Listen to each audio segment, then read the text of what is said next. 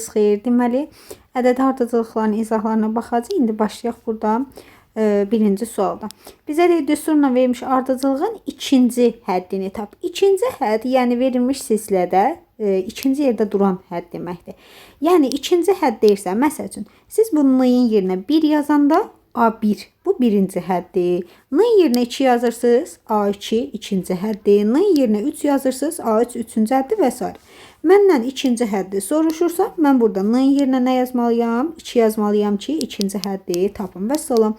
N-in yerinə 2 yazırsınız, 4 vur 2, üstə gəlinsin 7. Bu da bizə verər cavab 15. 8, üstünə də 7 gəlsiz, yekun cavab olar 15. Bu birinci sualımız. Gəlirik burada ikinci suala. Diqqətli olaq, bizdən 9-cu hədd deyir. Deməli, mən n-in yerinə 9 yazsam, x9. Həmən silsən 9-cu hədd olacaq. N-ların yerinə 9 yazacaq. x9 bərabərdir 3 bölünsün. İndi n-in yerinə 9 qoyuram. Mənfi 1-i 9 dəfə öz-özünə vurmaq elə mənfi 1 deməkdir. Qaydanda yadınıza salın. Mənfi ədədlərin tək qüvvəti bizə mənfi cavab verirdi. Cüt qüvvətlər müsbət verirdi. Bu tək qüvvət idi. 3-ü də mənfi 1-ə bölsəm cavab elə olacaq. Mənfi 3 və salam. Bu da oldu. Y variantı ikinci sual. Gəldik. Burada üçüncü sual. Burada davam edək biz üçüncü sualdan. Yenə burada bizdən soruşur 5-ci həddi tap. Deməli, bu dəfə də x-lərin yerinə 5 yazsam, n-ların yerinə. Yazsam x5 bərabərdir. N-in yerinə 5 yazırsınız, mənfi 1-in tək qüvvətidir. Mənfi 1-i 5 dəfə öz-özünə vursam, mənfi 1. N-in də yerinə 5 yazdım. Oldu. Mənfi 5-də 1, yekun cavab oldu D variantında. Gəldik digər suala. Deyir, ardıcıllığın ilk 3 həddinin. Deməli, siz bir-bir hədlər tapacaqsınız. Birinci, A1-i tapacam. A1-i tapmaq üçün n-in yerinə 1 qoyacam. Burada da qoyuram, burada da qoyuram. 2-dən birini çıxırsınız. 1, 2-ni 1-ə vururam, 2. Deməli, A-nın yerinə, n-in yerinə 1 qoyanda cavabımız oldu 2-də 1. Bu birinci hədd olsun. İndi gəlin, sizdən ikinci həddi tapım.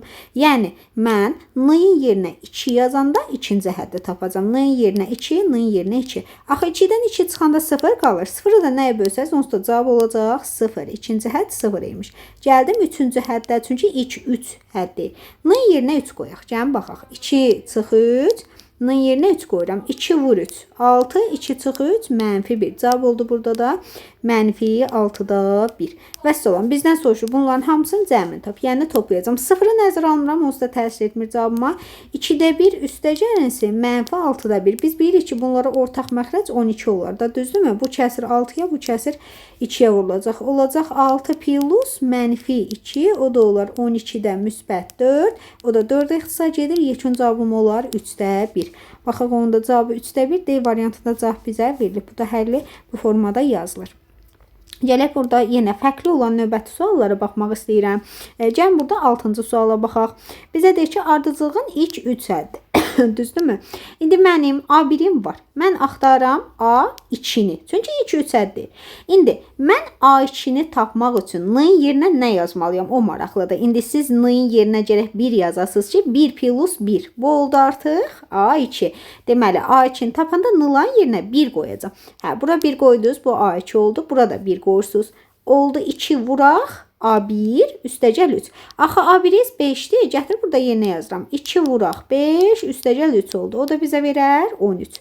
A2 oldu 13. İndi A3-ü də tapım sizlə, diqqətli olursunuz. Baxın, mən n-in yerinə nə yazım ki, bura 3 olsun? N-in yerinə 2 yazım da, 2-nin üstünə 1 gələndə cavab 3 olur. Deməli, A3-ü tapanda n-in yerinə 2 qoyursunuz. Aha, oldu 2 vur. A2 üstəgəl 3. Axı A2-ni 13 tapmışam. 2-ni 13-ə vururam. 26 üstünə də 3-ün gəlsəm, bunun da cavab oldu 29. Və salam, hamısı var. Məndən cəmlərini soruşur. 5, 13, 29. Hardasa 18. 18 ilə də 29-u toplasam 47 olar da. Səhv etmirəmsə cavab olar 47. Hamısını toplayıram. Və salam, bu da oldu hədlərin cəmi. Davam eləyək. Yenə fərqli olan biraz gedim. 8-ci suala baxaq. Deyir ki, ardıcıllığın 5-ci həddini tapın. İndi burada cəmi deyir. Məsəl üçün, cəm S-lə işarə olunur. S2, 2 dənə həddin cəmi deməkdir. S3, 3 dənə həddin cəmi deməkdir və s. İndi sizdən 5-ci həddi soruşursa, məndən soruşur A5-i. Bunu da tapmaq üçün sizə belə bir düstur yazmışam. Dəftərlərinizə baxarsınız. Deməli, belə bir düsturumuz var ki, bizim AN bərabərdir SN n çıx sn çıx 1. Yəni mən A5-i tapanda S5-dən çıxacağım 1 vay das S4-dür. Yəni 5-ci ədədi tapmaq üçün o 5 dənə ədədin cəmindən 4 dənə ədədin cəmini çıxmaq lazımdır ki, orada qalsın 5-ci ədəd. Bu düsturdur, burada da tətbiq edirəm. İndi gətirək yerinə qoyaq. Qiymətlərimizi artıq bu düsturu silirəm. Mən A5 tapıram, düzdürmü? Deməli, birinci S5. S5-i tapmaq üçün n-in yerinə 5 qoyuram. Buyurun, qoyaq. Burada n-in yerinə 5 yazıram da. 5 çıxaq 1, 4. 2-ni 4 dəfə öz-özünə vurmalısınız. Hardasa olar 16. 16-nın da üstünə 1-in gəldim 17. Bunu 17 aldım. Çıxılsın. Bir də n-in yerinə 4 yazacağım. 4-dən 1-in çıxıram. 3. 2-nin kubu 8. Üstünə də 1-in gəlsiz. Oldu 9. 17-dən də 9 çıxsam yekun cavab qalar 8. Deməli 5-ci həddimiz olacaqmış 8. Bu düstura əsaslanır. Düsturu yaxşı öyrənmək lazımdır. Bu da belə. Sonra fərqli olan yenə 10-cu sual göstərəcəm. Burada diqqətli olaq. Bizə deyir, ümumi həddi bu olan ardıcılığın neçə dənə həddi tam ədədlərdir. Deməli, biz belə gedək də, gəlin biz bunu tək-tək bölək. Biz belə bir sual kəsrlərdə də keçmişik əvvəldə. Baxın, birinci bunu belə tək böləcəm. Yazacağım 3n bölün. Çıxılsın. O birisini də ayrıca yazıram. 16 bölün. Bu belə. İndi başa düşdünüzdə yəqin ki, bunu tək-tək böldüm, parça-parça yazdım da, onsuz da bunu birləşdirəndə yenə eyni cavab alınır. İndi bunu böləndə axı n-lar getdi. Qaldı 3 çıxılsın, 16 bölünsün n. İndi mənə deyir neçə həddir? Tam ədəddir. Deməli, kəsr xətti bölmə deməkdir. N elə bir ədəddir ki, 16 gərək həmən o n-ya tam bölünsün. Deməli, neçə dənəsi tam olduğunu tapmaq üçün 16-nın bölənlərini yazsam. 16 1-ə, 2-yə, sonra 4-ə, 8-ə, bir də 16-nın özünə bölünür, düzdürmü? 16 neçə dənə böləni oldu? 5 dənə böləni var. Deməli, burada 16-nın 5 dənə böləni olarmış. Cavabımız olacaq. Baxın, burada D variantda cavabımız bizə verilir. Bu da həll qaydasıdır. Belə. Sonra gəlirəm o bir səhifəyə baxmağa. Bizə deyir ki, bu ardıcılığın 100-ə bərabər olan həddir. Baxın uşaqlar, 100-ə bərabər olan hədd elə həmən bu həddi, mən qiyməti deyək ki 100-dür, amma bilmirəm hansı həddir. Həmən həddin nömrəsini tapacağam. Yəni mən AN-in yerinə 100 qoyacağam, buradan bərabərləşdirib həmən həddin nömrəsini tapacağam. İndi gəlin bu düsturu yazaq.